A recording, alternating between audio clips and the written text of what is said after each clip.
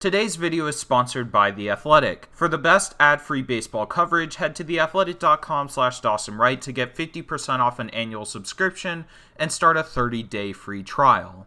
Yo, what's going on everybody? It's Dawson, and we are back for the third year in a row. What every single MLB team must do this offseason, signings, trades, you name it, we got it, and let's go ahead and get started. Following a Game 7 loss to the Nationals, the Astros have a vital offseason for them coming up. Gerrit Cole, who carried the Astros almost every time he took the mound, is likely going to be on his way out, with Houston not being able to write him the check that he deserves. The good news is for the Astros is with years left on Zack Greinke's deal and Lance McCullers Jr. coming back from Tommy John surgery, the Astros will still have most of their rotation covered.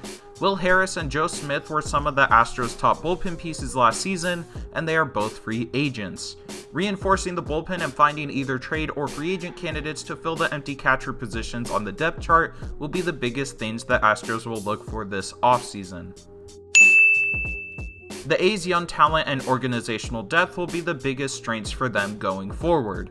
Following a wildcard berth and near 100-win season, the A's biggest search will be strengthening their bullpen. There are plenty of options on the market for the relief ace that Oakland needs. It's time to open up the Moneyball wallet.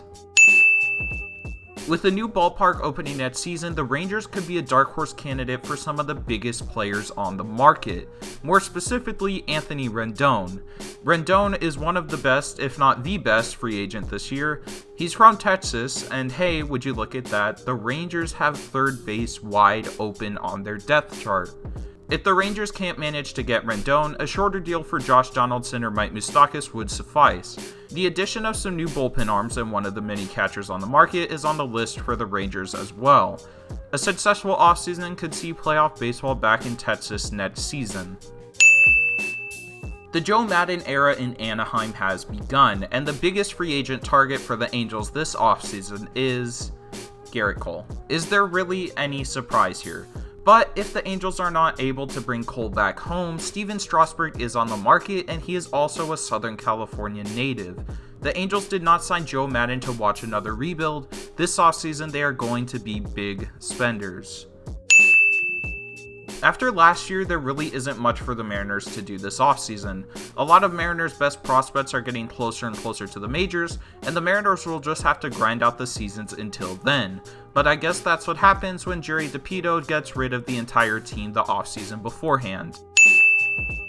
The Twins are going to be on a mission next season to prove that 2019 wasn't a fluke after getting demolished by the Yankees in the ALDS. They already have picked up Nelson Cruz's option for next year, so their biggest need now is starting pitching. There are plenty of starters on the market, and the Twins have some money to spend. Don't screw it up. The biggest question for the Indians going into this offseason is whether they are going to trade star shortstop Francisco Lindor. And unless they are blown away by an offer, Lindor will be staying in Cleveland for the time being. Since they didn't make the playoffs last year, it is easy to forget that this team won 93 games last year and are easily going to be in a battle with the Twins for the AL Central crown. This offseason, the Indians will be looking for another big bat to add into their lineup and a new second baseman. The White Sox are still in a similar spot as the Mariners are. While some of their top prospects have made their MLB debut, they haven't established themselves in the majors yet. The White Sox will be looking for a veteran starter to eat up innings to take some of the burden off their young rotation. If the Royals want to try and avoid a third straight 100L season, they need to try and sign some more bats in the outfield.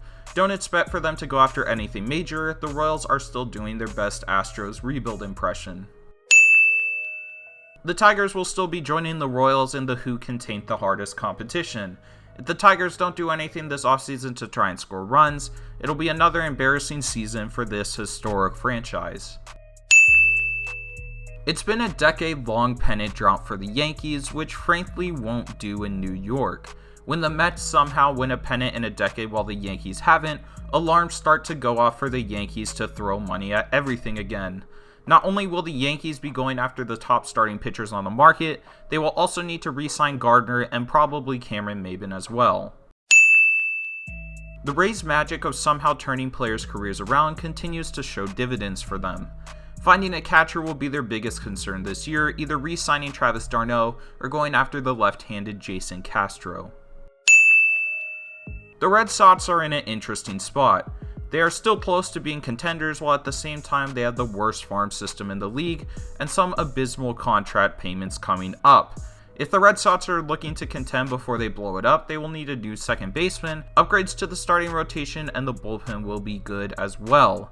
Chaim Bloom has work cut out for him in the coming months. Now that the Blue Jays have called up some of their best young prospects, fans will expect it to translate into wins. It doesn't matter how many times Vladdy or Bichette hit if the Jays don't upgrade their starting rotation. The Jays don't have many big checks to hand out yet, but they will certainly have to open their wallets wide if they want to try and lure some of the best starting pitchers north of the border. Let's be real, the Orioles are not trying to win right now or really anytime soon. Trade away everything with value except prospects and get someone at least a little entertaining for the fans to watch during the season. Ah, the champs. Who saw this one coming? Bryce Harper apparently did. If the Nationals want to continue their magic into next season, they will need some serious bullpen upgrades. Strasburg will probably be wearing a different uniform next year, meaning more pressure will be placed on the bullpen. All three National second basemen will be free agents, however they do have top prospect Carter Kieboom waiting in the wings. Oh, and sign that Rendon guy if you can, I think he's pretty good. Although the Braves have a strong amount of quality starting pitchers in their system, the Braves need starting pitching right now to avoid their franchise fate. Having a division title parade every year can be nice, but the Braves are looking to accomplish more than that. This year's starting pitching market is one of the best in quite a while, and a lot of them would fit well with the Braves. The Mets are the most streaky team alive. One second they look like they could be bound for another deep playoff run, and another they look like they are trying to compete with the Tigers and Orioles in the tank contest. With Wheeler's free agency, the Mets will likely look elsewhere to add another starter. If they can find a way to be consistent and stay healthy, they could be a serious wildcard contender or even go for the division. The Phillies starting pitching was one of the worst in the league last season. Nola regressed significantly from his Cy Young form in 2018, and Jake Arrieta was neither good nor healthy. It's time to put some of that Bryce Harper ticket sale money to use and make it back to the playoffs. The Marlins rebuild right now is actually starting to show in some aspects. Brian Anderson is a solid everyday player, righty Sandy Alcantara and Jordan Yamamoto have showed some promise. But other than that, it's still the Marlins. There are some veterans on the market that could be a fit for Miami, but other than that, let the tank continue. The NLCS was a straight embarrassment for the Cardinals. If the Cards want to try and bounce back from that haunting series and make another deep playoff run, they will need to spend some serious cash to do so. Marcell Ozuna is a free agent this year, leaving a hole in the middle of the Cardinals lineup. Re-signing him may look like the best option due to lack of other ones. If Carlos Martinez returns to the rotation and Jordan Hicks is still rehabbing from Tommy John, the Cards will be in need of another relief ace. Ken Giles, Will Smith, and Dellin Betances would all be suitors. Yasmani Grandal and Mike Moustakas are both expected to decline their options, leaving holes for the Brewers at catcher and third base. Manny Pena is likely to fill in Grandal's position at catcher. Replacing Moustakas with Travis Shaw should not even be discussed if Moose doesn't return. Travis Shaw is not an everyday third baseman for a contending team. Donaldson would be the ideal option if he is available, or even Todd Frazier if neither of the options beforehand work out. Assuming Hayward, Rizzo, and Quintana all stay, the Cubs' biggest need is bullpen help. Strope, Cishek, and Kinsler are all free agents this year, and they were the most reliable arms in the Cubs' bullpen. Will Smith, Dellin Betances, and Will Harris will be the biggest targets for the Cubs. The Reds do have a serious shot at contention next season. Their rotation will include the likes of Luis Castillo, Trevor Bauer, and Sonny Gray. The Reds do have some money to spend, and they will be looking to give Yasmani Grandal a large contract to fill their void at catcher. If they are unable to land Yasmani, Robinson Chirinos would be a great second option. I can't believe it, the Pirates actually did it. This is the first time in years they have shown any signs of life. Huntington is gone, Hurdle is gone, Cunelli is gone. Whoever the Pirates decide to bring in as their new GM, he will have some decisions to make regarding Marte and Archer's options and the future direction of the franchise. Honestly, since they blew up the front office, I think the Pirates should just blow up the team as well and start a full rebuild. The Padres are starting to continue their climb back to contention. As the Padres continue to see what prospects will stick and what won't at the major league level, next season's lineup will need some veteran support, and World Series hero Howie Kendrick looks like a perfect fit. The Rockies were a disappointing team last year, and there are many reasons for that. The biggest is that the Rockies had the worst defensive outfield out of every MLB team by far.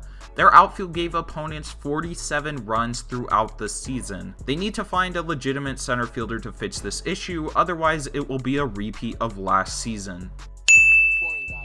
The Giants performed a lot better last season than expected. Standouts like Mike Yastrzemski and Alex Dickerson should be Redlers next season if they can stay healthy. Despite rumors that the Giants will be in on some of the biggest free agents this season, they aren't quite ready to throw around money yet. Keep making trades for prospects and the Giants will be back in the postseason soon. The Diamondbacks were very close to a wildcard spot last season, and they might have had it if it wasn't for the gaping hole in right field. Castellanos, Puig, Dickerson, or Osuna would all be great options for the Diamondbacks if they are willing to spend some money. I already made an entire video about the Dodgers, so I'm not going to go too in depth. Link is in the description, by the way, but the Dodgers seriously need some relief help.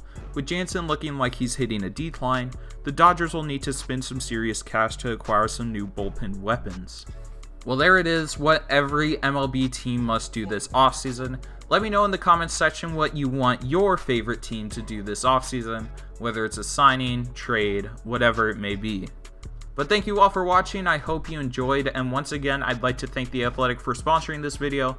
If you guys want to check out some of the best ad-free baseball coverage with writers like Rosenthal and Stark, check the link in the description to start a 30-day free trial and get 50% off an annual subscription.